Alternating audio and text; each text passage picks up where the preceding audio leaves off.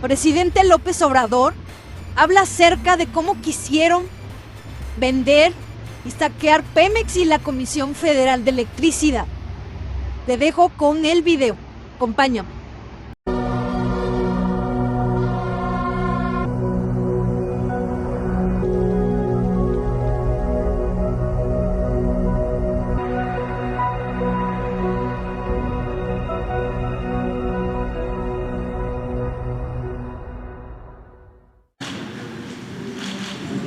Buenos días. Tardes, ánimo.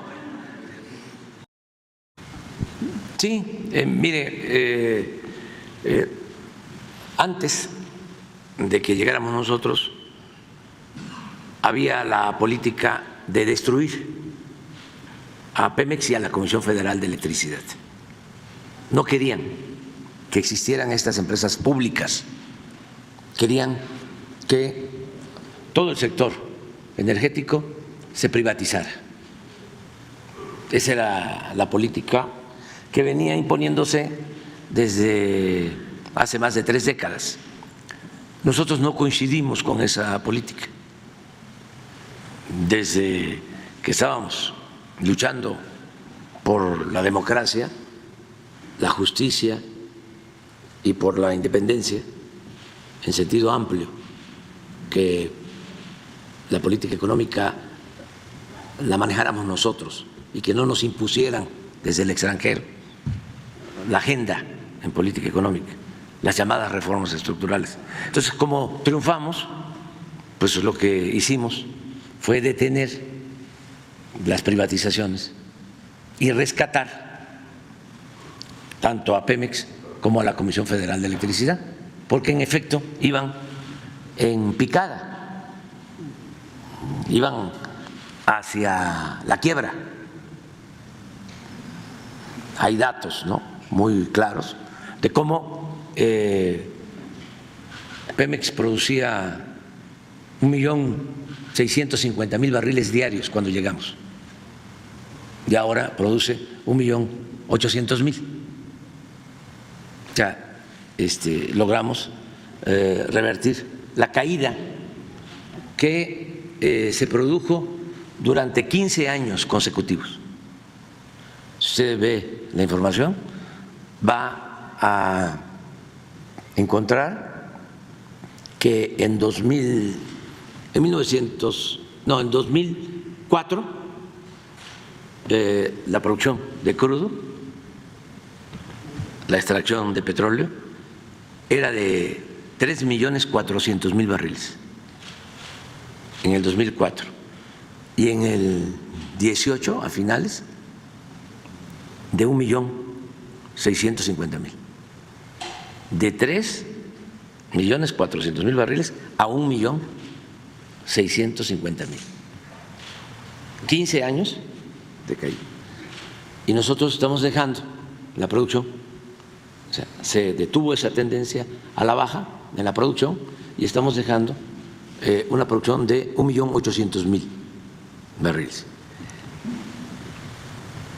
Y en vez de que aumentara la deuda de Pemex, se redujo. Eso no lo dicen nuestros adversarios y desde luego los que simpatizan con las privatizaciones, y mucho menos los que lucran con esa política. Pero esa es la realidad. Le puedo mostrar ahora cuánto era la deuda de Pemex cuando llegamos y cuánto es la deuda ahora. Logramos revertir la caída en la producción. Estamos hablando nada más de extracción de crudo, pero podríamos hablar de refinación y lo mismo. Dejaron 6 refinerías casi convertidas en chatarra, las rehabilitamos, compramos una refinería en Deer Park, en Houston, que ya se pagó, y construimos una nueva refinería y estamos construyendo 2 plantas coquizadoras y hemos incrementado mucho la producción de combustibles. Pero esto es en cuanto a deuda.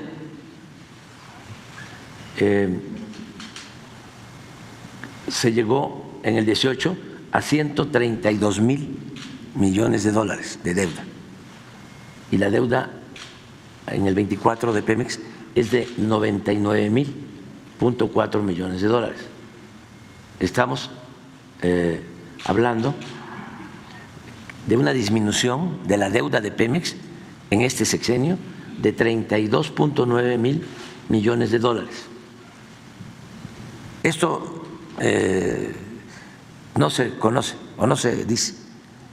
Y lo mismo podría comentarle sobre la Comisión Federal de Electricidad, que cuando llegamos estaba generando solo el 38% de la energía eléctrica que consumimos, y ahora ya está generando el 52%, y esperemos que para finales de año va a estar generando el 60%.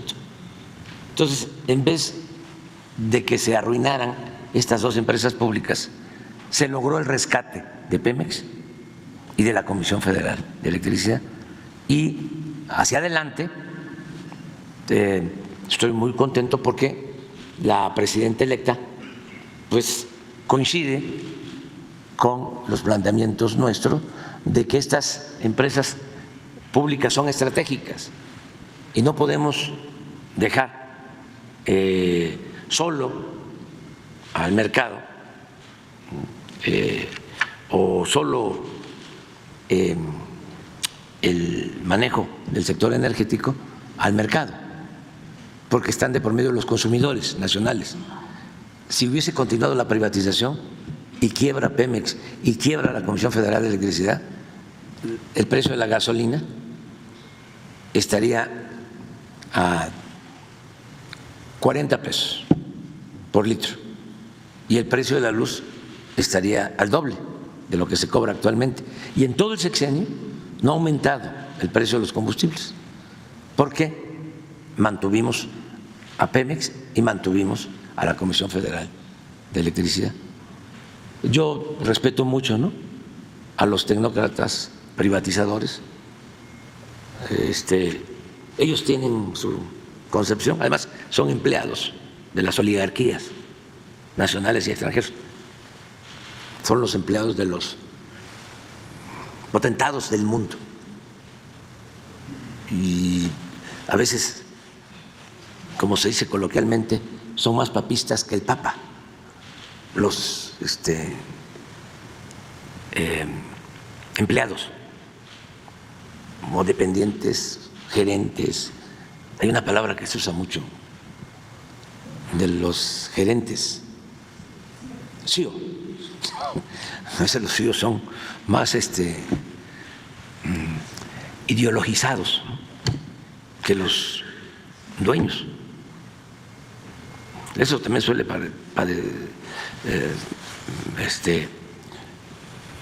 suele suceder aquí, que hay quienes se sienten fifís y pues no lo son, pero se ofenden cuando se hace un cuestionamiento a los aspiracionistas, porque ellos se sienten superiores. Pero también hay que respetar a todos. Pero esa es la explicación que puedo dar. Es bueno para México. Desde luego esto no les gusta mucho a los traficantes de influencia, no necesariamente a los empresarios, porque también hay que diferenciar entre empresarios y traficantes de influencia. Los preferidos o predilectos antes, en sentido estricto, no eran empresarios, eran traficantes de influencia. Hay muchas empresas extranjeras que hacen lo que se conoce como lobby, coyotaje, para decirlo coloquialmente, y contratan incluso a políticos, expresidentes. Aquí nos ha pasado. Terminó el gobierno de Calderón y se fue de consejero de una empresa de la industria eléctrica, Iberdrola de España. Y Iberdrola de España tiene también a políticos españoles haciendo labor de relaciones públicas en los gobiernos donde tiene negocios, en los países donde tiene negocios. Y no solo gobiernos, políticos de derecha, escogen también a políticos progres buena ondita, en España y en todos lados. Eso suele pasar. Zedillo entregó los ferrocarriles nacionales y se fue a trabajar de asesor a una de esas empresas que se beneficiaron con la privatización de los ferrocarriles. Así era antes. Entonces, ahora es distinto, antes como antes, ahora como ahora, y la presidenta electa pues conoce de nuestras diferencias con el modelo neoliberal, porque son dos proyectos distintos, contrapuestos de nación, y nosotros estamos aplicando una política distinta, nueva, y la presidenta electa también que se sepa para que no se vayan a llamar a engaño. Se ha formado, porque eso lo hemos hecho entre todos, millones de mexicanos han participado en esta transformación y ella ha participado desde hace años en este cambio verdadero. Entonces hay quienes están esperando que se dé un viraje o que haya un retroceso, que se regrese a la política neoliberal. Pues yo les aconsejaría que vayan mejor aceptando que la política económica va a continuar y además que ha sido eficaz. Ahora hasta los conservadores nos acusan de que la política económica nuestra ayudó a que acumularan más capital los empresarios en México. Nos echan la culpa de que, según la revista Forbes, Carlos Slim tenía creo que 50,000 millones de dólares cuando inició nuestro gobierno y ahora ya llegó a 100,000 millones de dólares. Y así a todos les ha ido bien y le ha ido muy bien a la gente humilde, a la gente pobre. Hemos sacado de la pobreza a cerca de 10 millones de personas.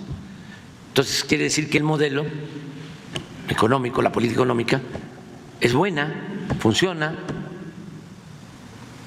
Imagine, hablando de macroeconomía, lo que significa aumentar los salarios de los trabajadores a más del doble y que no haya inflación o que la inflación no se haya desbordado. ¿Cómo se explica eso? Si los tecnócratas neoliberales decían que no se podían subir, aumentar los salarios porque se iba a desatar la inflación. Engañaban para diferenciarlos, para mostrar que hay una política económica diferente. ¿Cómo explicar que México sea el país o el segundo país en el mundo con menos desempleo? ¿Cómo explicar que de todos los miembros de la OCDE México sea el país en donde los niños son más felices? ¿Cómo explicar de que desde 1970, hace más de 50 años, hace más de medio siglo, no se había visto que el peso se fortaleciera en vez de devaluarse? Entonces, ojalá y sean más serios los economistas, los expertos en finanzas públicas, las agencias y los periódicos dedicados a las proyecciones económicas, y que profundicen más, porque es interesante. Es el único país, México, en donde se está aplicando una política distinta con buenos resultados. Espero les haya gustado este video.